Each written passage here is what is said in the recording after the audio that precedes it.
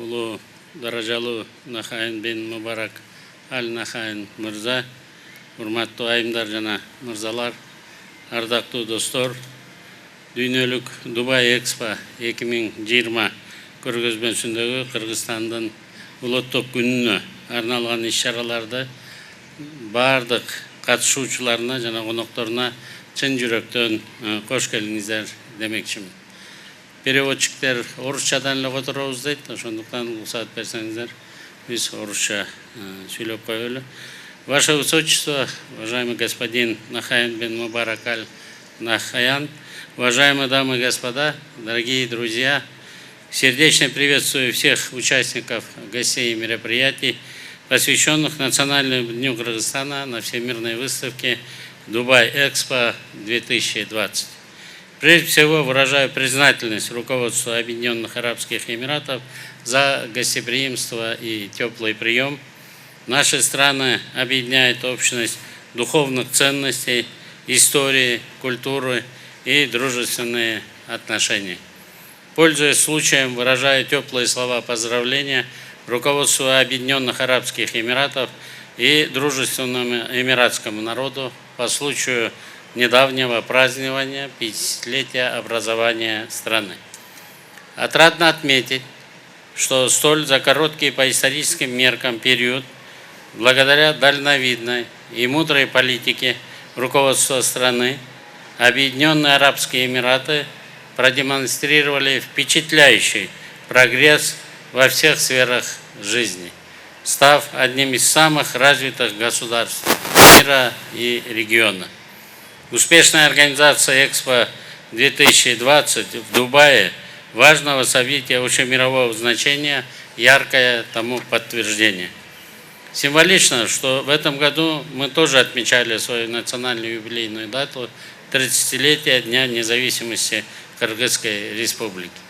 Кыргызстан с населением более 6 миллионов жителей, одна из 5 стран, составляющих стратегически важный евразийский регион Центральной Азии. Наша страна имеет тысячелетнюю историю, уникальную кочевую культуру и вековые традиции. Еще в древние времена через территорию государства пролегал Великий Шелковый путь, объединивший людей и народы разных языков и верований. Служил передачей знаний, идей, культур, значительно повлиявшие на историю и развитие цивилизации евразийских народов. Во все времена знания и наука были драйверами стремительных изменений в экономике и в обществе. В наше время актуальным во всем мире становится развитие экономики знаний, базирующейся на креативных идеях, необходимых в высококонкурентной и быстро меняющейся мировой экономике. Это наглядно проявляется на выставке Экспо 2020, объединившей воедино потрясающие воображение, инновационные и технологические проекты более чем из 192 стран мира. Название темы выставки «Объединяя умы, создавая будущее» несет в себе глубокий символизм, напоминание человечеству о том, что только благодаря совместной работе и сотрудничеству возможно продвижение вперед. Кыргызстан всегда открыт доверительному и взаимовыгодному сотрудничеству и с ближними, и с дальними странами. Мы заинтересованы в привлечении инвестиций, передовых технологий в экономику Кыргызстана. Особое внимание уделяем последовательному наращиванию торгово-экономического сотрудничества. Неуклонно продолжаем двигаться по пути цифровизации отраслей экономики, государственного управления и оказания услуг населению. Решительно настроено на осуществление уже в самое ближайшее время кардинальных реформ в ключевых сферах жизнедеятельности нашего государства. В этом контексте Кыргызстан искренне заинтересован в расширении торгово-экономического инвестиционного сотрудничества с Объединенными Арабскими Эмиратами.